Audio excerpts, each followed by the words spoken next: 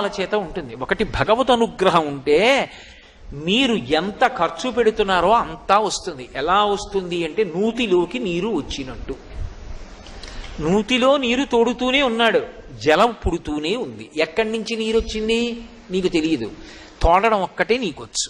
అలా ఎంతమందికి ఎన్ని పెట్టు ఆ ఇంట సమృద్ధి కలుగుతూనే ఉంటుంది. దేని చేత? దేని చేత ఈశ్వరుడు ఆ శక్తిని ఇస్తాడో తెలుసా? ఆ ఇంట ఎప్పుడో ఎవరో ఒక మహాత్ముడు కాళ్ళు కడుక్కున్నాడు, దానికి ఇస్తాడు ఆ శక్తి. కాళ్ళు కడగడం అన్న మాట అర్థం ఏంటో తెలుసా? అందుకే ఒక మాట అడుగుతారు, మీ ఇంట పెద్దలు ఎవరైనా కాళ్ళు కడిగారా అంటారు. పెద్దలు కాళ్ళు కడుగుతా అన్న మాటకు అర్థం ఏంటంటే బురదంటుకుందని కడుక్కోవడం కాదు. అన్నం తింటే వాళ్ళ ఇంట్లో భోజనం చేస్తే వాళ్ళ ఇంట్లో కాళ్ళు కడుక్కుని వెళ్ళిపోతారు. అసలు ఎప్పుడు భోజనం చేసినా కాళ్ళు కడుక్కోవాలి. కాళ్ళు కడుక్కుని వెళ్ళిపోయారనుకోండి, అలా తనని నమ్ముకున్నటువంటి పరమభా